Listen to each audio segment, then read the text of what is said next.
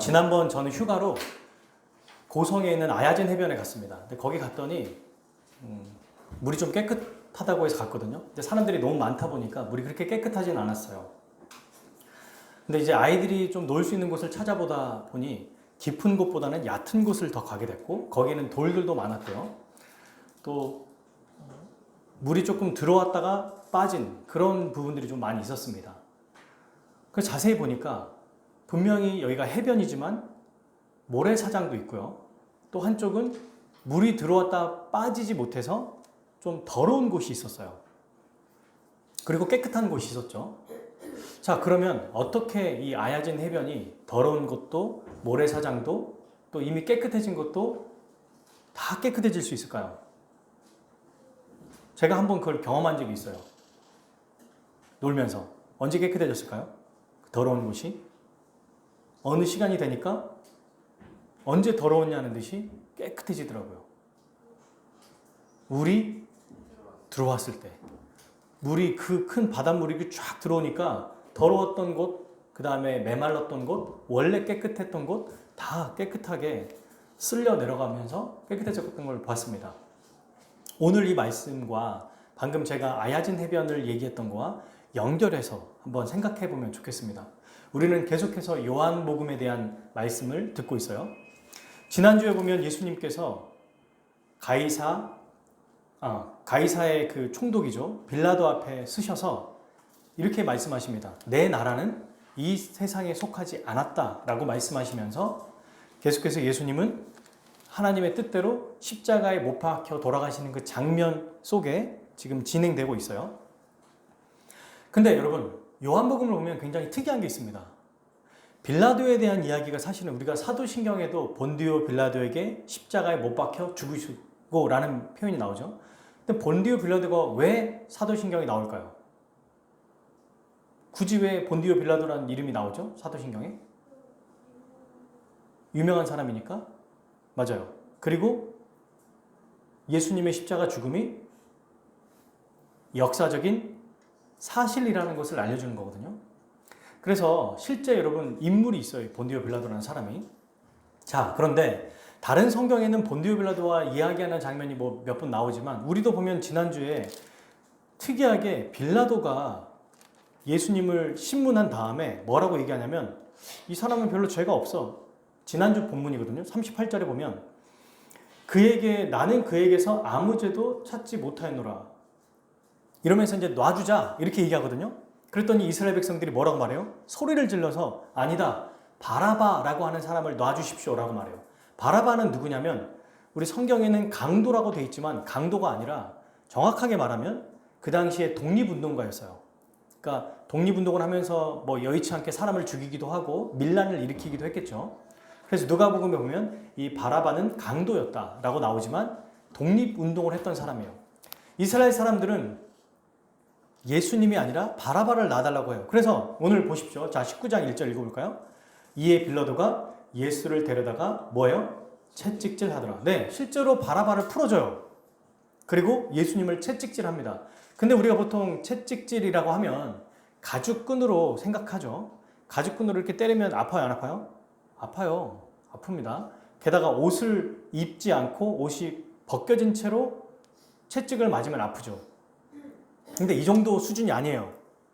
여러분들이 혹시 영화에서 패션 오브 크라이스트를 보신 분은 알겠지만 거기에 보면 대략 가죽에 이렇게 끈에다가 따요. 끈 끝에다가 뭐 동그랗게 따은 다음에 여기에 38가닥을 만들어서 가시, 쇠뭉치, 그 다음에 날카로운 뼈 조각, 쇠조각, 쇠구슬 이런 것들을 달아놓습니다. 그러면 꽤 무겁겠죠. 진짜 무거울 거예요. 그리고 형을 집행하기 하루 전에 불려놓습니다. 가죽을 훨씬 더 힘이 세지도록. 그렇게 하고 온몸에 휘두르는 거예요. 그럼 어떤 일이 벌어지냐면 이건 다 설명을 못해요. 우리 아이들도 있고 어른들도 그렇긴 하지만 피부가 다 벗겨지고 근육 대부분이 손상됩니다. 실제로 채찍질 당하고 죽는 사람이 아주 많았어요. 네. 심한 경우에는 뭐 상상할 수 없을 만큼의 정말 우리가 보통 영화로 보면 고어물이라고 하죠. 그렇게 아주 잔인한 모습으로 죽게 됩니다. 예수님이 이렇게 채찍을 맞으면서 극도로 아주 육체적인 고통을 당하신 거예요. 그죠? 근데 여러분, 이 당시에는 육체적인 고통보다 훨씬 더 비참한 목숨보다 더 소중하게 여겼던 것이 있어요. 그 문화가 있는데요. 문화는 바로 명예였습니다. 지금도 여러분 팔레스타인에 보면 이슬람 교도들은 자기 가족들이 명예에 손상을 입었다고 해서 결혼하기 전에 서로 같이 관계를 맺었던 남녀를 죽여버리죠. 그죠? 자기 딸인데도 아들인데도 막 죽여요. 그걸 아무렇지도 않게 생각해요. 명예살인이라고 하거든요. 지금도 그런 일이 벌어집니다. 이 당시에는 훨씬 심했어요. 마치 우리나라 양반 사대부 보면은 여성들도 은장도를 가지고 있고 양반들도 머리를 상투를 잘리면 자기가 죽는 거와 똑같이 생각하고 그렇게 여겼던 가장 명예를 목숨보다 소중하게 여겼던 시대였어요. 그 시대에 지금 예수님이 어떤 형태로 고문을 당하고 있는지 한번 봅시다. 2절, 3절 같이 읽을게요. 시작. 군인들이 가시나무로 관을 엮어 그의 머리에 씌우고 자색옷을 입히고 앞에 가서 이르되 유대인의 왕이여 평안할지어다 하며 손으로 때리더라. 와, 이건 진짜 모욕 중에 모욕입니다. 손바닥으로 뺨을 때리는 거예요. 지금 예수님의 상태가 어떠냐면 채찍질 하더라 1절로 끝났지만 채찍을 맞은 사람은 한 번만 맞아도 아야 할 텐데 38가닥 정도 되는 수많은 이 흉기로 온몸을 구타당하면 일어날 힘이 없습니다. 쓰러져 있을 거예요. 그 상황에서 군인들이 와요. 그리고 가시나무 관이죠. 그러니까 가시나무로 관을 만들어서 머리를 뚝 씌우면 어떻게 될까요? 두피가 뚫리겠죠. 그리고 얼굴에도 피가 쭉 날 거예요. 지금 이런 상황에 뭐라고 말하냐면 유대인의 왕이여 평안할지어다. 왕이시여 평안하십시오 하면서 뺨을 때리는 거예요. 마치 우리 아주 학교 폭력을 막 생각해 보면은 일진들 막 모여가지고 괴롭히는 그런 장면들 우리가 생각해 보면 좀 더 쉽게 이해할 수 있겠죠. 훨씬 더 비참하게 군인들이 예수님을 뺨을 때리면서 얘기하죠. 그리고 뭐 하냐면 자색옷을 입혀요. 여러분 이 당시 자색옷은 왕을 의미하는 거거든요. 그러니까 유대인의 왕이라고 말하면서 내가 진짜 왕이냐? 정말 왕이기 때문에 자색옷을 입혀줬을까요? 아니죠. 모욕 중에 모욕입니다. 가장 큰 멸시인 거예요. 가장 큰 수치입니다. 차라리 죽는 게 더 나아요. 이 당시의 문화로 보면 이 수치는 정말 상상할 수 없습니다. 그리고 어떻게 하냐면 빌라도가 4절 다시 밖으로 나가서 보라 이 사람을 데리고 너에게 나오니 이는 내가 그에게서 아무 죄도 찾지 못할 것을 너희로 알게 하려 함이라. 빌라도가 이제 나타나요. 뭐라고 말하냐면 실컷 때린 다음에 이 사람 죄 없어. 그지? 이렇게 보여주는 거예요. 근데 여러분 지난주 말씀도 그렇고 오늘 말씀도 보면은 빌라도가 지속적으로 얘기하는 게 이 사람은 죄가 없다. 이 사람은 죄가 없다고 얘기하거든요. 진짜 아이러니하지 않습니까? 이방인의 대빵 가장 적군의 최고 수장이 죄가 없다고 말하고 있고 죄가 없다라는 것을 받아들이지 않고 죽여야 된다고 주장하는 사람이 누구예요? 유대인들이에요. 진짜 반대죠. 반어적인 모습이에요. 입장이 바뀐 거예요. 그래서 이렇게 보면 어떤 사람들은 이 성경을 대충 보면 와, 그래도 빌라도가 예수님을 믿었나 봐. 이런 생각을 하시는 분도 있어요. 아닙니다. 전혀 빌라도는 예수님을 믿지 않았어요. 그 증거가 뭐냐? 첫 번째로 예수님을 진짜 위하고 믿었다면 채찍질을 했겠습니까? 두 번째, 군인들이 그렇게 예수님을 희롱하고 모욕했을 때 내버려 뒀겠어요? 다 시킨 거예요. 빌라도의 주도하에 일어난 거죠. 그러면 왜 이렇게 죄가 없다고 말하는데 굳이 이렇게 난폭하게 예수님을 혹사시켜 놓고 사람들에게 죄 없다고 말했을까요? 누구를 위한 거죠, 이거는? 자기 자신이에요. 이거 왜 자기 자신인지 한번 설명해 볼게요. 먼저는 여러분, 이게 지금 4절에서 이 사람을 데리고 너희에게 나오니 이는 내가 그에게서 아무 죄도 찾지 못했다 라고 말하면서 이제 5절 보십시오. 이에 예수께서 과시관을 쓰고 자색을 입고 나오니 빌라도가 그들에게 말하되 보라 이 사람이다. 자, 이 사람이야. 더 이상 너희들이 말하는 그 유대인의 왕, 이 사람 내가 데리고 왔어. 이제 괜찮지. 이게 뭘 보여주는 거예요? 처음에 예수님이 왔을 때는 아무런 흉터도 없고 뭐 다친 모습도 없었을 거예요. 근데 지금 예수님을 정말 처참하게 만들어 놓고 끌고 데리고 옵니다. 그러면 어땠을까요? 피투성이 된 예수님의 모습을 보고 화가 난 민심이 뭔지는 모르지만 풀릴 거라고 생각한 거예요. 아, 이 사람들 왜 이렇게 미워하는지는 모르겠는데 내가 볼 땐 죄가 없는데 지들끼리는 싫어하나 봐. 근데 이거 너무 심하게 하면 너무 내가 얘네들 말대로 해버리자니 좀 아닌 것 같고, 그렇다고 안 하자니 폭동이 일어날 것 같으니까 이렇게 좀 혼내놓고 이 정도면 됐지, 좀 마음이 풀리지, 이렇게 보여주는 행동인 거예요. 민심의 마음을 사기 위해서 한 거죠. 그러면 왜 군중의 마음을 사려고 했을까? 아주 간단합니다. 폭동을 일으키게 하지 않기 위해서요. 당시 로마 총독은 유대 지역을 관할하고 있었거든요. 근데 그게 폭동이 일어나거나 반역자들이 막 나타나서 반란이 일어나면은 총독의 지위에서 내려놨어야 돼요. 잘리게 되거든요. 결국 폭도들이 나타나지 않도록 예수님을 이렇게 비참하게 만들고 자기가 볼 땐 죄가 없으니 그냥 놔주자라고 말했죠. 이거는 군중의 마음을 얻는 것, 곧 자기의 지위를 지키는 거죠. 예수님을 분명히 죄 없다고 말하고 또 자기 생각에는 별거 아닌 것 같은데 너무 사람들이 죽이라고 말하니까 거의 반쯤 죽여놓고 이제 괜찮지? 라고 보여주는 거예요. 그 이유가 뭐냐? 빌라도가 믿음이 있어서가 아니라 자기의 인간적인 총독 지위를 유지하기 위해서라는 겁니다.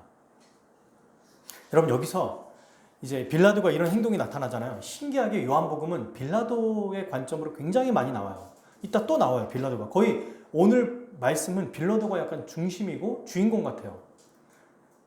자, 빌라도는 분명히 자기의 지위 때문에 예수님을 어떻게든 자기의 인간적인 방법으로 풀어주려고 했어요. 믿음이 있었던 건 아니에요. 여러분, 이게 전형적인 불신자의 모습입니다. 자기의 유익만을 위해 사는, 철저하게 자기 유익을 위해 사는 거예요. 군중도 아니고 예수님도 아니에요. 자기의 지위를 위해서 이렇게 저렇게 허용하는 거죠. 자기 지위를 위해 사는 사람들은 언제든지 바뀔 수 있어요. 그러니까 내 가족이 혹은 나의 어떤 삶이나 직업이 위협받으면 언제든지 바뀔 수 있는 사람이라는 거죠. 그래서 사실 빌라도를 대충 보면 예수님 위하는 것 같은데 군중도 위하는 것 같은데 근데 둘 다 위하지 않는다는 거예요. 전형적인 예수님을 믿지 않는 사람, 오직 자기의 유익만을 위해 사는 사람의 모습인 거예요. 자, 이 빌라도의 모습과 여러분 유대인들의 모습을 잘 비교해야 돼요. 유대인들은 지속적으로 뭐 하고 있어요? 예수님을 십자가에 못 박아야 한다. 못 박아야 한다라는 말로 끝이지 않습니다. 뭐라고 하는지 아십니까? 이렇게 얘기하죠. 15절 한번 읽어볼까요? 19장 15절 시작. 그들이 소리 지르되 없이 하소서 그를 십자가에 못 박게 하소서. 아멘. 여기까지. 없이 하소서래요. 십자가에 못 박혀 죽여주십시오 라고 얘기하는 거예요. 그러면 왜 이렇게까지 유대인들이 예수님을 죽여야 되는가? 그 원인을 우리가 또 알아야겠죠. 물론 요한복음 1장부터 쭉 보면은 이들도 자기의 지위, 자기의 대제사장직 이것들을 유지하기 위해서 예수님이 위협이 된다고 생각한 거예요. 근데 그 근거를 뭐라고 되냐면 이제 여기 나옵니다. 6절에 대제사장과 아랫 사람들이 예수를 보고 소리 지르되 십자가에 못 박으소서 십자가에 못 박으소서 하는지라. 그랬더니 또 얘기하죠. 빌라도가 나는 그에게서 죄를 찾지 못하노라. 못 찾겠다고 계속 얘기해요. 진짜 아이러니합니다. 사실 유대인들이 얘기해야 되는데 7절 유대인들이 대답하되 우리에게 법이 있으니 그 법대로 하면 그가 당연히 죽을 것은 그가 자기를 하나님의 아들이라 함이니이다. 하나님의 아들이라 함이라. 여러분 이 글귀를 잘 기억해 주십시오. 하나님의 아들이라는 말. 이건 지금 이들이 죽일 만한 근거가 된다고 말하고 있어요. 왜? 뭐에 대한 죄목이죠? 신성 모독인 거예요. 하나님의 아들이라고 안 믿으니까 미친 사람이라고 취급하는 것 이상으로 신성 모독이라고 생각하는 겁니다. 이건 용서받을 수 없는 죄예요. 근데 잘 보십시오. 우리의 관점으로, 성경의 관점으로 보면 누가 신성 모독하는 거예요? 유대인들이 신성 모독하는 거예요, 지금. 예수님을 부정하고 있고 이보다 더 큰 반역이 없습니다. 이거는 이 유대인들의 모습은 6절에도 보시면 아까 본 것처럼 십자가에 못 박으소서 십자가에 못 박으소서. 그리고 18장 40절에 보면 바라바를 놓아주십시오. 그리고 아까 15절에 읽었던 것처럼 14절에 빌라도가 유대인들에게 이르되 보라 너희 왕이로다 그랬더니 없이하소서 없애버리십시오. 점점점 심해집니다. 아주 극에 달하죠. 이게 어떤 모습인가? 저는 이 모습을 보면서 여러분 유대인들은 성경을 모를까요? 알아요. 빌라도와 전혀 다른 스탠스에 있는 사람이에요. 지위가 전혀 달라요. 유대인들은 성경을 알고 구약도 알고 가르치는 사람입니다. 특히 여기 있는 사람들은 지도자들이에요. 대제사장들 그리고 바리새인들 저처럼 목회자들이라는 거예요. 이 사람들은. 근데 신성모독이라고 하면서 율법을 자기에게 연결하지 않고 오히려 예수님께 역으로 반역죄라고 얘기하면서 죽이고 있잖아요. 이거는 전형적인 자기의에 빠진 자들의 모습이에요. 그러니까 내 인생의 주인공은 예수님을 믿어요. 교회도 다닙니다. 근데 내 삶의 주인공은 내 삶의 주인은 하나님이 아니라 나다라고 생각하는 사람의 전형적인 모습이라는 겁니다. 자기 의를 지키기 위해서 예수님을 죽이고 있죠. 자기 의라는 게 뭐예요? 자기의 행위, 내가 했던 어떤 공로를 가지고 하나님 앞에 인정받으려고 하는 것입니다. 이 자기 의가 예수님을 하나님의 아들로 인정하지 않는 전형적인 모습이에요. 이런 사람들은 여러분 오늘날로 보면 교회 나와서 열심히 예배드립니다. 설교도 잘 들어요. 헌금도 또 주기적으로 하고 봉사도 합니다. 또 사람들과 교제도 하고 좋은 얘기도 많이 해요. 그런데 자기가 했던 일을 근거로 하나님 앞에 요구해요. 기도할 때. 하나님, 제가 그래도 이번 주에 교회 나왔죠. 와줬죠. 헌금에 드렸죠. 봉사에 드렸죠. 그러니까 이번 주에 우리 자녀들, 나의 가족들, 나의 직장에서 이런 일들 해 주셔야 됩니다. 라고 요구하며 살아가는 거예요. 그거 안 해주면 어떻게 돼요? 하나님을 원망하고 하나님을 모욕하고 믿지 않고 마치 빌라도가 했던 행동처럼 하나님을 부정하게 되는 거죠. 유대인들처럼 또. 그래서 이런 사람들은요. 사실 자기 의를 가지고 있는 사람들은 그리스도의 은혜를 모르기 때문에 보통 이 세상의 법칙을 그대로 교회에도 적용해요. 뭐냐면 인과 응보. 원인이 있으면 결과가 있다. 기독교는 그렇지 않습니다. 사랑하는 여러분 아시죠? 우리는 죄인이에요. 하나님은 우리가 죄인 되었을 때 우리를 사랑하셨다고 로마서에서 이미 말씀하십니다. 사랑한 다음에 사랑하면 뭐 괜찮은 거예요. 근데 조금 미워한 정도가 아니라 원수였을 때 사랑한다고요? 그 말은 인과응보가 아니에요. 원수면 원수로 대적해서 죽어야 됩니다. 우리는. 근데 원수인데 원수를 사랑한다는 건 이치 안 맞죠? 이게 하나님의 사랑이거든요. 근데 이 복음의 은혜를 모르는 사람은 교회에 오면 올수록 자기 의가 더 견고해지고 더 커져요. 그리고 교회에 올수록 높아집니다. 교회 안에 어떤 직분들이 섬기는 직분이 아니라 그것들을 발휘하는 직분, 권력이라고 생각하고 정치인들처럼 그거 하나의 정치력을 가지고 있다고 생각해요. 자기 의를 가지고 교회 생활을 하잖아요. 그러면 교회를 더 영광스럽게 만드는 게 아니라 그리스도를 죽이는 일을 합니다. 그리고 예수님을 믿고 예수님의 말씀대로 살려고 하는 사람들을 박해해요. 신기하죠? 근데 그런 사람들이 목회자가 될 수도 있고 직분자가 될 수도 있고 교회 특히 오랫동안 신앙생활 한 사람들이 될 수 있어요. 저는 기독교 3대째 집안에 자라왔거든요. 저 같은 사람들, 또 저는 목회자잖아요. 나름대로 모범적으로 살아왔단 말이에요. 저 같은 사람들이 자기 의에 아주 최적화된 사람인 거예요. 끊임없이 저는 제 자신을 십자가의 은혜 안에서 보지 않으면 언제든지 나의 욕망이나 인정받고 싶어하고 조금이라도 나를 좀 거슬리게 하거나 모욕을 줬다 생각하면 못 참아요. 올라온다는 거예요. 그게 전형적인 유대인들의 모습입니다. 교회를 열심히 다녀요. 이들은 율법을 지키는 거예요. 지금 그렇잖아요. 신성 모독했다고 죽이는 건 정말 이거는 율법을 누구보다도 추철하게 지킵니다. 여러분 교회 와서 대충 사는 사람은 목사님이 뭐라고 하든 성도들이 뭐라고 하든 아무 관심이 없어요. 아무 관심이 없어요. 진짜로 말 그대로. 그런데 정말 말씀대로 살고 싶어 하면 어떻게든 막 말씀대로 이렇게 저렇게 해보려고 하거든요. 근데 가장 큰 방해, 가장 큰 적이 보통 영화도 보면 어디에 있어요? 내부자들이죠. 교회 안에 있어요. 교회 안에. 이 사람들이 진짜 적이라기보다는 자기 의를 추구하고 그것이 옳다고 인정하는 사람들인 거예요. 그리스도 앞에서 누가 대체 나는 괜찮습니다라고 자랑할 수 있습니까? 어느 누가? 대체 누가? 근데 교회에서 그래도 조금 어떤 직분을 가지고 있다고. 목사인 저에게 하는 얘기예요. 또 신앙생활을 오래 했다고. 또 내가 뭔가를 열심히 주 앞에서 했다고. 그것이 하나님 앞에 의가 될 수 있을까요? 아니요. 복음을 하나도 모르는 거예요, 이거는. 하나님 앞에 의가 아니라 그저 하나님 앞에 엎드리는 것이 그의 모습입니다. 진짜 신성모독을 하고 있는 거예요. 자기 의를 내세우는 것. 이 모습을 또 우리가 두 가지의 모습을 보고 있는 거예요.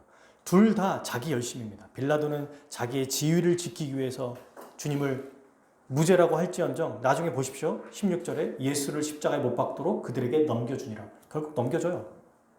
뭐 안 넘겨주려면 진짜 안 넘겨줬어야 되지만 넘겨줍니다.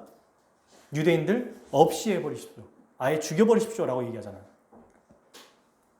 이 상황에서 우리는 어떻게 해야 되는가? 이걸 좀 생각해 보면서 계속 말씀을 보겠습니다. 자, 8절. 빌라도가 이 말을 듣고 더욱 두려워한. 여기서 유일하게 신성모독이란 말을 듣고 반응한 사람은 유대인 중에 누군가가 아니라 빌라도였어요. 빌라도는 이 말 듣고 갑자기 두려움을 확 갖게 됩니다. 하나님의 아들이라고? 여러분 이 당시에 로마인들은 신들이 진짜 많았죠. 그죠?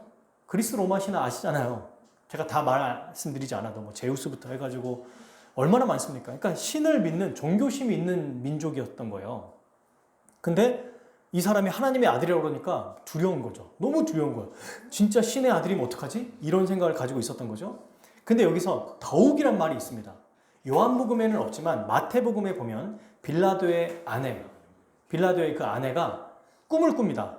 그리고 빌라도에게 이 사람 절대 죽이면 안 될 것 같아요. 뭐 이렇게 말하거든요. 그러니까 이미 두려움이 있어서 자기가 아무리 봐도 죄인은 아닌 것 같고 내 손에 피 묻히고 싶진 않고 그래서 자꾸 떠넘기는 거예요. 이 이스라엘 백성에게. 죄 없어 놔줘 그냥 계속 이러고 있는 거예요. 그런데 그 와중에 하나님의 아들이라는 말을 들으니까 하나님이 두려워진 거예요. 우리는 여기서 또 와 빌라도가 이제 드디어 하나님을 두려워해서 믿음이 생기는 건가? 라는 생각을 가질 수 있지만 그렇지 않습니다. 전혀 그렇지 않죠. 오히려 어떻게 하냐면 이 두려움 때문에 자기가 더 이제 살아야겠어요. 그래서 9절 다시 사람들에게 그 얘기 듣자마자 관정 그 안으로 예수님 있는 데서로 다시 들어가요. 예수님 데리고 들어옵니다. 그리고 말해요. 너는 어디로부터냐? 이게 진짜 질문인 거예요. 어디서 온 거냐 대체 너는? 그 전에는 뭐 이것저것 사람들이 얘기하고 하니까 귀찮아서 자꾸 끌고 오니까 어떻게든 빨리 처리하고 싶고 끝내고 싶으니까 물어봤다면 여기서는 진짜 이제 두려워서 물어보는 거예요. 너는 대체 어디서부터 온 거냐? 근데 여러분 이미 18장에 예수님이 계속 얘기하셨어요. 18장 36절 37절 내 나라는 이 세상에 속한 것이 아니오. 또 37절 내가 이를 위해 태어났다. 이 나라가 속하지 않는 내 나라를 위해서 왔다. 내가 이 나라의 왕이다. 진리에 속한 자만 내 음성을 안다. 이렇게 이제 얘기를 하셨는데 진리에 속하지 않았기 때문에 무슨 말인지 못 알아듣는 거예요. 빌라도는. 그리고 또 물어봅니다. 대답하지 않죠. 이미 대답하셨는데. 그러면서 빌라도가 이제 자기 지위, 아까 말했죠? 자기의 지위를 얼마나 의지하는 사람인지를 보여준다고 10절 같이 한번 읽겠습니다. 시작. 빌라도가 이르되 내게 말하지 아니하느냐? 내가 너를 놓을 고난도 있고 십자가에 못 박을 고난도 있는 줄 알지 못하느냐. 아멘. 진짜 이 오늘 본문에 보면 얼마나 많은 아이러니가 있는지. 빌라도가 내가 너를 놓을 고난도 있고 십자가에 못 박을 고난도 있대요. 인간적인 눈으로 보고 세상적인 눈으로 보면 그렇죠. 로마의 총독이니까. 유대인들은 자기들끼리 재판해가지고 죽일 수 있는 권한이 없거든요. 근데 빌라도는 그런 권한이 있어요. 그래서 빌라도에게 데리고 온 겁니다. 죽여주라고. 근데 빌라도가 뭐라고 그러냐면 자기가 그런 권한이 있대요. 정말 우스운 일이죠. 왜? 만왕의 왕이고 모든 것의 주인이신 주님 앞에 자기의 알량한 지위를 내세우고 있는 거예요. 지금 여기서 어떻게 하냐면 당신 대체 어디서 오신 분입니까? 정말 하나님의 아들이십니까? 하고 엎드려야지 내 지위로 너를 놔줄 수 있으니까 협박하고 있는 거예요. 지금 너 지금 말해봐. 너 어디서 왔어? 이게 여러분 전형적인 예수님 믿지 않는 자들의 모습이죠. 자기의 주먹을 믿는다. 내 경험을 믿는다. 내 돈을 믿는다. 내가 쌓아놓은 경험, 경력, 부동산, 또 내가 지지하는 정당, 정치인, 오늘 민주당 마지막 뭐 최고위원까지 보면 쭉 나오죠. 또 국민의힘도 이미 했었고, 그런 거에 막 자기의 모든 것을 거는 사람들이 있어요. 내 인맥을 믿겠다. 이런 사람들도 있어요. 지금 이러고 있는 거예요, 빌라도가.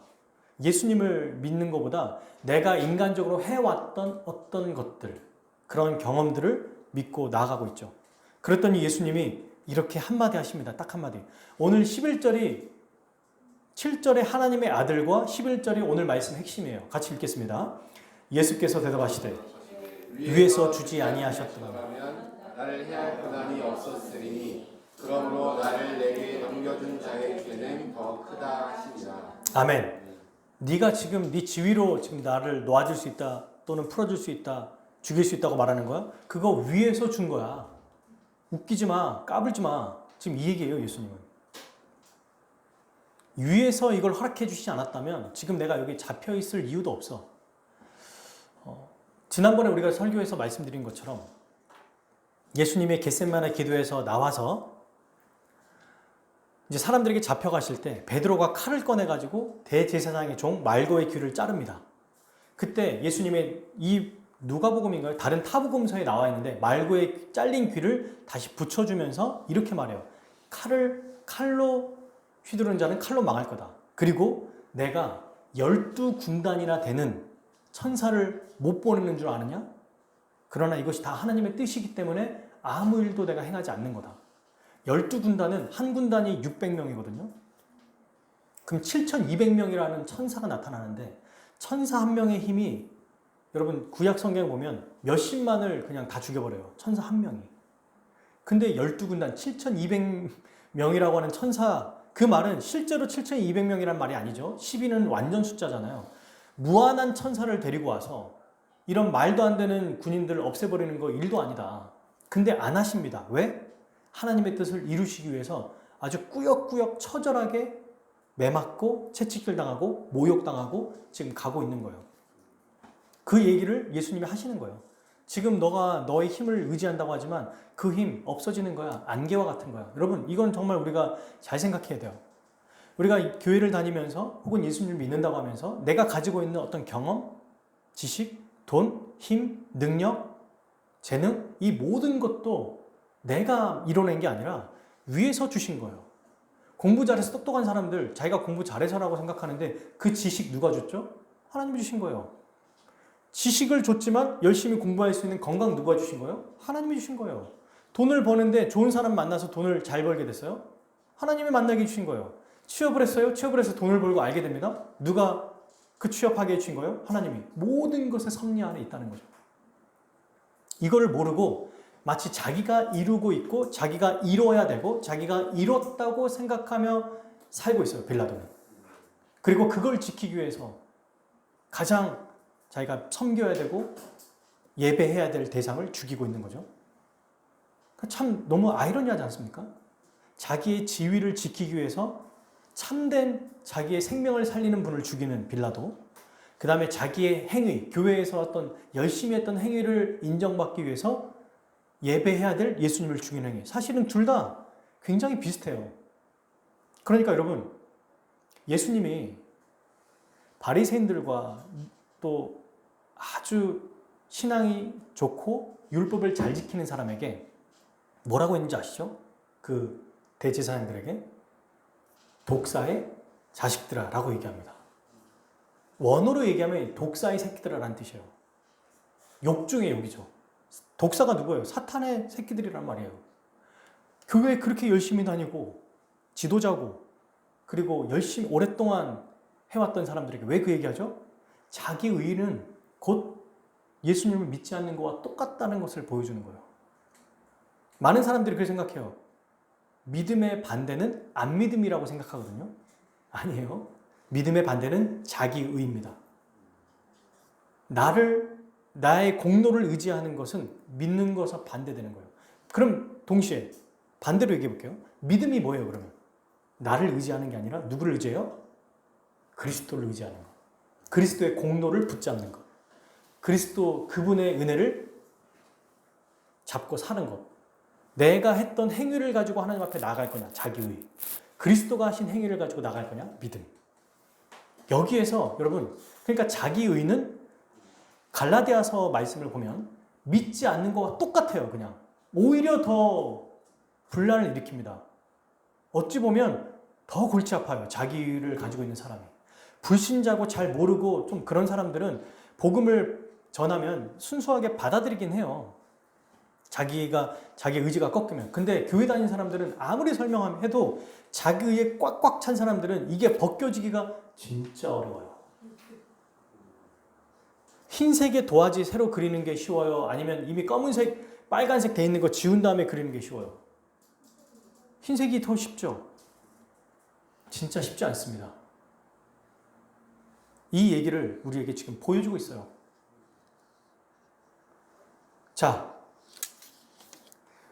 이제 마지막 구절로 한번 볼게요. 12절에서. 그러면 이제 예수님이 빌라도가 했던 얘기를 가지고 그건 네가 너의 권한으로 한 게 아니라 하나님께서 허락하셨기 때문에 가능한 거야 라고 하면서 12절에 여러분 이 말을 들으니까 빌라도가 더 무서워요? 안 무서워요? 더 무서워요. 보십시오. 예수를 놓으려고 힘썼으나 진짜 온 힘을 다 썼다는 겁니다. 여러분 이거 보면은 어떻게든 풀어주려고 해요. 이제 무서우니까 이거 큰일 났다 이거. 근데 더 예수님보다 무서운 존재가 나타나요. 누구? 유대인들. 소리질러 이르되 이 사람을 놓으면 이제 갈 때까지 간 거예요. 이것까지 얘기한 거예요. 읽어봅시다. 가이사의 충신이 아닙니다. 무릇 자기를 왕이라고 하는 자는 가이사를 반역하는 것이니이다. 이걸 유대인들이 말하고 있어요. 가이사만이 왕인데 지금 저자는 자기가 왕이라고 하고 있지 않습니까? 근데 이 자를 놓아준다고요? 그럼 당신은 반역자입니다. 지금 이 얘기하고 있는 거예요. 유대인들이. 거꾸로 된 거 아닙니까 이거? 계속 아이러니가 나오죠. 그래서 13절 빌라도가 이 말을 듣고 또 바로 가지도 않아요. 또 질질 끌어요. 시간을. 끌고 나가서 이제 재판석에 앉습니다. 이제는 결정해야 될 때라는 거예요. 재판석에 앉았다는 것은. 그리고 이날은 유월절 준비예요. 이게 왜 나오냐? 유월절 준비는 바쁠까요? 한가로울까요? 바쁘죠. 엄청 바빠요. 그러니까 빨리 끝내고 얼른 그냥 풀어주고 가고 싶게 하도록 지금 시간을 끌고 있는 거예요. 안 죽이고 싶은 거죠. 그래서 이제 때는 제6시라 12시군 정오를 얘기합니다. 오늘로 말하면 빌라도가 유대인들에게 보라 너희 왕이로다. 아니 왕이란 말을 대체 몇 번 합니까? 그리고 이제 죄 없다는 얘기하고 방금도 얘기했잖아요. 반역하는 것입니다 했는데 또 얘기해요. 너희 왕이잖아. 데리고 가 좀. 피투성이고 일어서지도 못해 지금. 온몸에 지금 성한 데가 없어. 데리고 가라고. 이 말하면 됐잖아. 많이 먹었다 아이가. 이러고 있는 거예요. 그랬더니 15절 그들이 소리를 지르되 없이 하소서. 그를 십자가에 못 박게 하소서. 빌라도가 이르되 내가 너희 왕을 십자가에 못 박으랴. 또 얘기하죠. 니네 왕이잖아. 했더니 대제사장들 목회자들이에요. 이 사람들은. 목사들이 대답하되 가이사 외에는 우리에게 왕이 없나이다. 야, 저는 이거 보고 진짜 정말 충성스러운 신하다. 대제사장들은 정말 충성스럽다라는 생각을 했어요. 여러분 보십시오. 그리고 빌라도가 마지막 어떻게 해요? 이에 예수를 십자가에 못 박도록 그들에게 뭐한다? 넘겨주니라. 보십시오. 처음에 빌라도 이 말씀의 오늘 핵심은 사실 빌라도가 주로 나와요. 그죠? 계속 빌라도가 나오죠. 빌라도가 자기의 지위를 위해서 폭동을 일으키지 않고 또 자기도 괜한 엄한 사람 죽이고 싶지 않으니까 자기 지위를 위해서 예수님을 때린 다음에 사람들의 마음을 풀게 해주려고 했어요. 근데 그게 안 된 거예요. 그러다가 시간이 지나니까 하나님의 아들이래요. 깜짝 놀랐어. 안 되겠다. 이러다 큰일 나는 거 아니야? 하고 어떻게 합니까? 두려워하죠. 그런데 결국에는 누가 더 두려워서 예수님을 죽입니까? 대제사장들. 그게 바로 하나님이 아니라 사람이죠. 오늘 이 본문에 아주 명확하게 뚜렷하게 드러난 게 뭐예요? 하나님보다 사람을 더 두려워해서 결국 예수님을 팔아버리고 죽여버리는 빌라도의 모습이 나타나요. 이게 초점이 맞춰집니다. 사실 불신자만이 아니고 자기 의를 가진 자만이 아니고 이 말씀을 보면은 예수님을 믿는 사람들도 언제 우리가 딴짓하고 이상한 짓하고 자꾸 믿음대로 못 사냐면 사람이 더 무서워질 때예요. 하나님보다. 그죠? 하나님보다는 사람이 더 무서워질 때. 그때 믿음 생활을 더 하기가 어려워질 때가 바로 그때예요. 평범할 때는 괜찮습니다. 근데 어려움이 뭔가 닥치잖아요? 그러면 그때 하나님이 더 두려우면 그의 말씀대로 우리가 꾸역꾸역 살아가고 어떻게든 버틸 텐데 그 순간 눈에 보이는 이 사람이 직장 상사가 또는 공부하는 내 동료가 함께 일하는 함께 나와 몸담아 있는 어떤 사람이 무섭잖아요? 그럼 그때부터는 하나님은 안 보여요. 그리고 그 사람만 보입니다. 그리고 거기에만 마치 내 생명이 달려있고 거기에 내 운명이 달려있는 것처럼 산다는 거예요. 이런 자의 말로가 어떻습니까? 오늘날까지 본디오 빌라도에게 십자가에 못 박혀 죽으시고 끝까지 치욕을 겪는 거죠. 세상의 권력, 세상의 지위, 사람을 두려워하는 자의 말로를 보여주는 게 바로 이런 모습입니다. 저는 이 설교가 사실은 3번의 설교라고 생각해요. 3번 할 수 있는 설교예요. 첫 번째는 빌라도와 같은 예수님을 믿지 않는 불신자들에게 하는 설교입니다. 이게 사실은 좀 핵심인 거죠. 오늘 본문에 의거하면 빌라도에 대한 얘기가 나오니까. 즉 하나님을 믿지 않는 자들은 누구를 두려워한다? 사람을 두려워하며 산다는 거예요. 사람의 반응에 일희일비합니다. 자기의 기쁨, 행복, 안전, 노후, 현재의 삶 모두 사람에게 달렸다고 생각해요. 그래서 직장에서는 상사에게 충성하고 회사에게 충성해요. 학생들은 공부에 올인하고 선생님에게 매진하고 일타 강사에게 자기의 모든 운명을 맡겨요. 그죠? 그리고 나중에 양심도 버립니다. 이렇게 여러분 사람을 두려워하면 당장의 위기는 모면할 수 있거든요. 잠깐 동안 오는 평온은 있습니다. 그게 몇 달이든 몇 년이든. 결국 회사가 망하거나 상사가 잘리거나 내가 죽고 있는 동아줄이 썩은 동아줄이라고 생각하는 것들. 그러면 다 한순간에 끝나는 거예요. 성경은 우리에게 빌라도의 모습을 보면서 말해주고 있습니다. 예수님에게 아직 큰 믿음이 없는, 아직 주님을 믿지 않는 자들에게 뭐라고 말하고 있어요? 사람을 믿지 말고 누구를 믿어라? 하나님을 믿어라. 그리스도를 믿어라. 이 얘기하고 있어요. 사람을 두려워하는 자는 영원한 기쁨을 잃어버리는 자예요. 순간의 기쁨만 보고 있는 자입니다. 더 중요한 게 있어요. 십자가에 못 박히시고 지금 하나님의 뜻대로 살아가고 계신 그 예수님을 바라봐야 돼요. 이게 가장 지혜로운 사람입니다. 이런 사람이 눈이 떠지는 거예요. 이게 영적인 눈이 떠지는 것입니다. 여러분, 우리 인생은 길어야 이제는 100년 좀 더 산대요. 한 120년까지도 산다고 하니까 기술이 발달하면서. 그래봐야 영혼의 삶에 비하면 성경에서는 안개라고 그래요. 그냥 지나가면 없어져 버리는.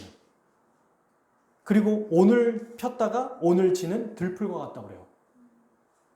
그냥 진짜 잠깐이에요, 잠깐. 거기에 올인하는 것은, 그거에 사람을 보고 사는 것은 가장 어리석은 짓이다. 영원한 비참한 삶을 살아간다. 빌라도와 같이. 이 얘기를 하고 있습니다.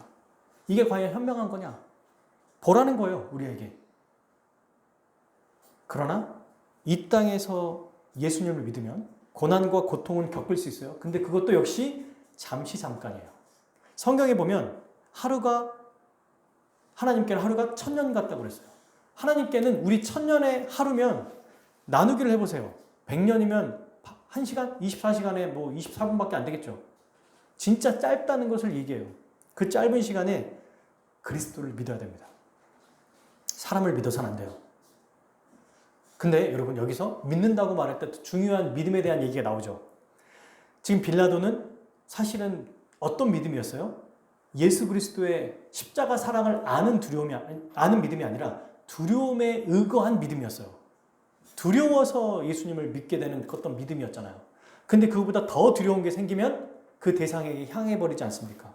그러니까 두려움은 진짜 참된 믿음을 만들어낼 수 없다는 거예요. 진짜 믿음은 그리스도의 십자가 사랑을 알고 복음을 아는 것입니다. 말씀을 알아갈 때 참된 사람을 알게 돼요. 자, 이게 첫 번째 설교라면 두 번째는 이 본문에서 유대인과 같은 자들에게 말씀하십니다. 저와 같은 사람들, 자기 의에 팽만한 사람들, 교회 활동 열심히 하고 교회 일을 진짜 많이 하는 사람들, 직분자들, 교회에 오랫동안 살았던 사람들, 10년, 20년, 30년, 3대째, 4대째 상관없어요. 열심히 교회 일을 하는 사람들. 그런데 그들 중에 자기 의를 내세우는 사람들, 내가 했던 행동, 그래도 이번 주에는 기도 많이 했는데요. 자기의 전형적인 모습, 테스트가 있어요. 이런 겁니다. 내가 이번 주에 열심히 기도하고 말씀 보고 전도도 했고 헌금도 많이 했으면 뭔가 주일에 하나님 앞에 나왔을 때 떳떳해. 그리고 뭔가 좀 괜찮을 것 같아. 하나님이 날 받아주실 것 같아. 반면에 내가 좀 말씀대로 못 살고 기도도 좀 못했고 막 소리도 지르고 가정끼리 막 뭐 치고받고는 안 했지만 거의 말로 치고받고 뭐 또 한 번 전쟁터 이뤘다가 다시 또 휴전했다가 그러면서 주일날 딱 와요. 그러면 하나님 앞에 고개를 들 자신이 없어. 주님 용서해 주십시오. 이게 전형적인 자기 의에 빠진 사람이에요. 우리는 나의 공로로 주님 앞에 나가지 않습니다. 오로지 십자가에서 죽으신 예수 그리스도의 피 묻은 십자가 그거 의지해서 가는 사람인 거예요. 그래서 기도도 예수 그리스도의 이름으로 기도합니다라고 그러지 내가 했던 행위 김정령 이름으로 기도합니다. 이건 이단이죠. 누가 자기 이름으로 기도합니까? 우리 중에 열심히 한다고요? 정말 열심히 하는 거 얘기해 볼까요? 구약에 율법을 만든 이 랍비들이 모세오경을 가지고 율법이 총 몇 개인가 하나님이 하지 말라 하라는 말을 대체 몇 개인가 세보니까 613가지래요. 여러분 613가지에 하지 말라가 365고 또 해라가 나머지예요. 그러면 사람들은 이렇게 생각합니다. 613가지에 바리새인들이 그랬어요. 몇 가지만 가지고 오는 거예요. 자기가 지킬 수 있을 것 같은 거, 외형적인 거. 우리로 말하면 교회 열심히 다니고 착한 일하고 부부 생활에 또 충실히 하고 정결을 지키고 또 내가 술 먹길래 전형적인 얘기 있잖아요. 사실 죄송하지만 저희 아버지께서 소시적 하셨던 말씀, 내가 죄인이 아니라는 어떤 증거죠. 내가 술을 먹기를 하냐, 담배를 피기를 하냐, 아니면 어떤 다른 나쁜 짓을 하기를 하냐. 정말 평범하시고 모범적으로 지금도 그렇게 사시거든요. 전형적인 죄인의 모습입니다, 여러분. 그게 전형적인 죄인의 모습. 왜? 613 자기의 행위가 아니라 율법을 지켰냐 안 지켰냐로 하나님은 판단하신다니까요. 근데 그 중에 613가지예요. 이걸 613가지를 하루에 매일 한 번도 빠짐없이 지켜야 돼요. 근데 사람들은 어떻게 생각하냐면 안 지키기만 하면, 그러니까 안 하면 되지라고 생각해요. 때리지 않고 싸우지 않고 죽이지 않으면 되지. 아니요. 나머지 200 몇 개는 해야 되는 거예요. 그걸 할 수 있다고요? 매일 200 몇 가지 넘는 거를 매일 한다고요? 300 몇 개를 안 한다고요? 그래서 말도 안 되는, 너무 말도 안 되니까 거기에서 바리새인들이 몇 개만 가져와서 지켜서 말하는 게 뭐예요? 뽐내서 얘기하는 게 세리와 바리새인 기도에서 나오는 거죠. 하나님, 나 11조 하죠. 또 일주일에 3번 금식하죠. 다른 사람 규제하죠. 3개요, 3개. 그래봐야 613가지 중에. 그런데 끝이 아닙니다. 외형적으로 완벽하게 지키는 사람은 없어요. 이 세상에도. 그래서 율법은 내가 죄인이라는 것을 보여주기 위해 만들어 주셨다고 했잖아요. 근데 그래도 못 알아들으니까 몇몇 사람들은 몇 가지만 가지고 와서 내가 지킬 수 있다고 생각해요. 그때 예수님이 딱 얘기하시죠. 마태복음 5장에서. 외형적인 613가지가 아니라 어디까지 적용해버려요? 마음. 끝이야, 그때부터는. 죽이지 않으면 됐는데 속으로 아유, 이러면 끝. 살인과 똑같대요. 도대체 인간 중에 어린 아이부터 엄마 젖을 빨면서 울잖아요. 그때부터 끝이야, 얘는. 우는 순간 끝. 짜증내는 순간 아웃. 우리 중에 아마 2살을 넘기기 어려울 거예요. 그죠? 청소년 시기에 살아남을 사람이 없을 수 있어요. 정말 착하더라도. 저도 마찬가지예요. 그게 무엇을 얘기하느냐면 율법으로는 어느 누구도 하나님의 말씀대로 살 수 없다는 것을 보여주는 겁니다. 그 말은 뭐예요? 주님 앞에 엎드리라는 거예요. 너의 알량한 의를 가지고 자꾸 내세우려고 하지 마라. 교회에서 나 이것도 했는데요, 저것도 했는데요. 그렇게 따지면 우리보다 저기 아브라함의 진짜 후손 이스라엘 있죠. 그 혈통, 그 사람들이 진짜 최고야. 그 사람들에게 복을 제일 많이 주고 그 다음에 우리는 기껏해야 기독교 100년 좀 넘었어요, 여러분. 500년 된 독일이 그 다음에 또 그러면 그래도 1000년 된 그런 영국 이런 데는 어떻게 할 거예요, 그러면? 거기가 훨씬 더 복을 많이 받아야죠. 자기 의는 전부 다 계급을 매겨요. 자기도 모르게. 그래서 교회 오면은 저 집사님은 나보다 영적으로 좀 더 세군. 저 집사님, 저 권사님은 권사님이라고 해도 안 돼, 나한테. 그래서 오시면 그냥 막 쉽게 얘기하는 거예요. 권사님, 그렇군요. 근데 막 이렇게 엉망당 막 살다가 갑자기 저기 멀리서 문을 끽 열면서 어떤 할머니가 지팡이 들고 오시는데 그때 모두가 엄숙해져. 왜? 그 할머니는 50년, 60년 동안 한 번도 새벽 기도를 빠지지 않았고 단 한 번도 지각하지 않았고 매일 모든 성도를 위해서 기도해. 그러면 그분 앞에 나와서 깨갱합니다. 이게 자기의예요, 이게 자기의입니다. 우리 모두는 다 똑같아요. 그렇다고 그분들을 무시하고 이런 얘기가 아니라 자기의는 상대평가를 하는 거거든요. 그렇잖아요. 우리의 상대는 그리스도밖에 없어요. 그리스도께 나가는 순간 우리는 누구다? 죄인이다. 그래서 어떻게 합니까? 엎드리는 거죠. 엎드리는 거예요. 주님을 바라보는 거예요. 그래서 매일 우리의 기도가 주님, 제게 은혜를 베풀어 주십시오. 저를 불쌍히 여겨 주십시오. 이게 다예요, 이게. 그럼 우리가 하는 이 봉사는 뭡니까?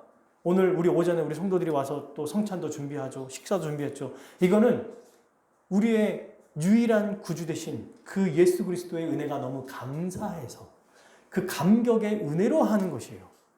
이거 하면 주시겠지? 인과응보. 불교, 타종교에 다 이래요.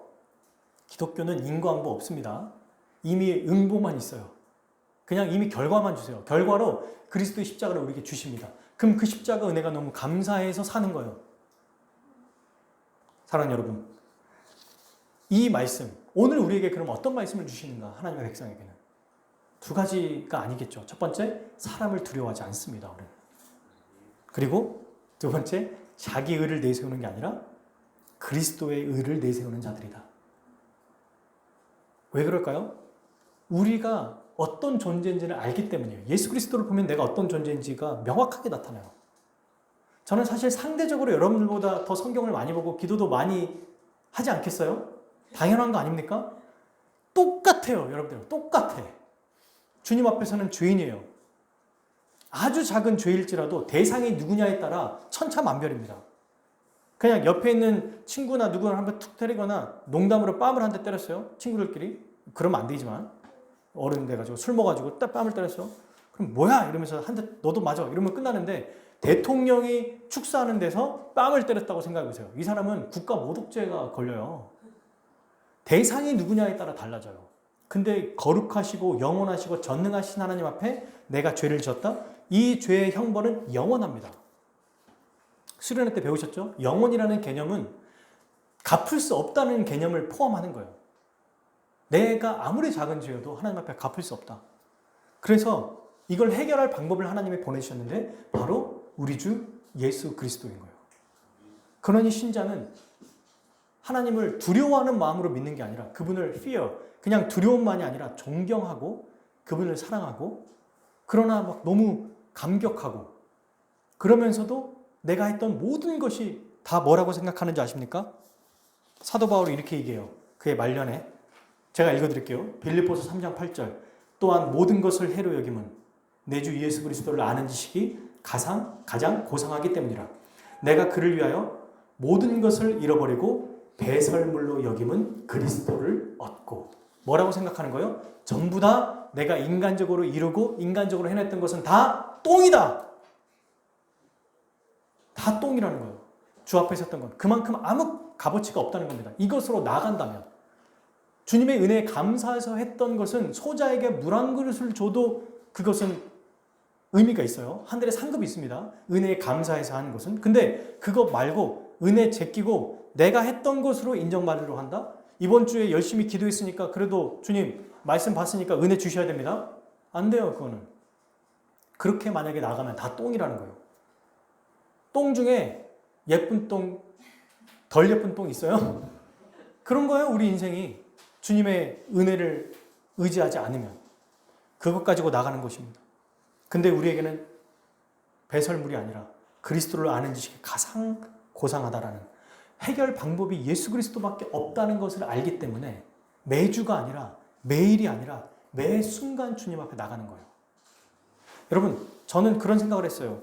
제가 신앙생활 하다가 원래 신앙이 좀 좋은 사람들이 있으면 약간 좀 단단하고 그거 있잖아요. 막 4, 50년 되신 분들 이렇게 딱 보시면 목사님들 중에서도 은퇴하신 목사님이나 정말 훌륭한 목사님들 보면은 뭔가 하나님 앞에 그래도 좀 더 인정받을 만한 구석이 있지 않으실까? 이런 생각을 예전에 한 적이 있어요. 복음을 몰랐을 때. 근데 그분들을 자세히 이렇게 친하게 지내잖아요. 뭐라고 하는지 아십니까? 나이 들수록 죄를 더 많이 짓는데요. 마음속으로나 생각으로. 그래서 주님 앞에 더 엎드린대요. 벼가 이를수록 이게 우리 신앙생활에 내가 신앙이 좋냐 나쁘냐를 뭘로 판단하냐면 교회 앞에서 뻐기느냐 더 고개를 숙이느냐? 주님의 은혜를 더 아니까. 이거랑 똑같아요. 하나님의 전능하심은 여기 있습니다. 그래프로 말하자면. 그래프로. 하나님 여기 있어요. 근데 내가 예수님을 처음 믿으면 한 이 정도 있다고 생각해요. 그러다가 복음을 알잖아요. 내가 더 죄인인 것 같네? 더 죄인인 것 같네? 하나님의 기준은 영원하니까 여기 있는데 내가 조금만 가면 하나님의 기준에 갈 수 있다고 착각하거든요. 그러다 복음을 알면 알수록 어떻게 되냐면 이건 그대로 있는데 내가 점점 밑으로 무한대까지 내려가는 거예요. 그래서 우리 믿음의 선배들이 항상 뭐라고 그랬냐면 그리스도의 은혜 없이는 하루도 살 수 없습니다. 너무 신기해요. 여러분 순교하신 분들의 마지막 그분의 그 글을 보면은 주의 은혜가 없으면 난 한순간도 살 수가 없습니다. 그 사람들은 무슨 죽을 죄를 졌습니까? 사도 바울은 뭐라고 말합니까? 마지막 디모데후서에서 나는 비방자요, 박해자요, 폭행자였다. 자기가 얼마나 큰 죄인인지 감옥에서 바울이 진짜 죽였어요 많은 사람들을? 예수님을 믿은 이후에 주님을 위해 고난받았잖아요. 그러면 우리로 말하면 약간 교황처럼 인정받아야 되잖아요. 이렇게. 근데 더 아래로 들어가요. 이게 하나님의 백성의 올바른 모습입니다. 이게 하나님을 믿는 신자들의 모습이라는 거예요. 자기 의로 살지 않고 그리스도의 의만 가지고 가는 거예요. 그리스도 의를 생각하면 할수록 맞아. 나는 그 영원하고 완전한 진리에 도달하지 못하지. 주님만 의지한다. 이게 가장 큰 우리의 무기입니다, 여러분. 이걸 잊지 않기를 바랍니다. 그래서 우리가 이제 그리스도의 의를 의지하며 살다가 어려움이 닥쳐요. 근데 말씀대로 살다가 그럼 어떻게 될까요? 오늘 예수님이 읽으셨던 말씀하셨던 11절 위에서 주시지 아니었더라면 모든 것이 하나님의 섭리라는 것을 알고 그의 뜻대로 이루어가심을 알기에 어려움이 닥치면 더 주님을 의지하는 거예요. 방법은 그게 답니다. 평소에도 주님을 의지하고 그리스도의 일을 가지고 나아가는데 어려움이 닥치면 나를 돌아봐요. 먼저 내가 어떤 잘못한 게 없을까? 주 앞에서 그래 또 나를 의지했구나. 또 내 어떤 것들을 나갔구나. 더 주님을 의지해야겠다. 어려울수록 더 주님 앞에 나아가는 것이죠. 그리고 그 어려움을 이겨내게 해달라고도 하지만 이 어려움을 통해서 하나님의 뜻이 이루어지고 있구나라는 걸 생각하면서 견디는 거예요. 버티는 거고 해나가는 겁니다. 그리고 더 나아가서 성숙한 신앙인들은 나와 하나님과의 관계만을 생각하지 않아요. 반드시 이제는 나의 인생을 더 돌아보기보다는 예전에는 99.9%를 나를 생각하고 나와 하나님과의 관계에서. 근데 성숙해지니까 점점 이 퍼센테이지가 다른 사람에게 점점 더 가는 거예요. 90%의 내 인생, 10%는 다른 사람을 섬기고 돕고 살아가는 거. 그러다가 신앙이 더 발전하다 보니까 80% 20, 70에 30, 60에 40, 50에 50, 40에 30, 30에 70 점점 이렇게 가다가 예수 그리스도와 같이 나는 없고 그리스도만. 즉 다른 사람에게만 나의 인생의 모든 방향이 나가는 거죠. 그를 어떻게 하면 잘 도울 수 있을까? 내가 지금 현재 빠지고 있는 어떤 고통과 괴로움 주님이 아신다는 건 당연하고 이끌어 주실 것을 당연히 믿는 거예요. 그러니까 오히려 내 모든 생각과 나의 각오는 어디로 가냐면 어떻게 하면 그러면 한몸된 지체를 도울까로 간다는 겁니다. 이렇게 살아가게 되는 거예요. 신자는. 결론 맺습니다.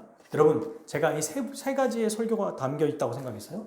빌라도와 같은 불신자, 또 저와 같은 자기의에 빠진 자들, 이전에 저와 같은 자들, 그리고 늘 조심해야 되는 사람. 세 번째, 참된 하나님의 백성. 자, 이 세 부류에게 필요한 공통점이 뭘까요? 끝으로.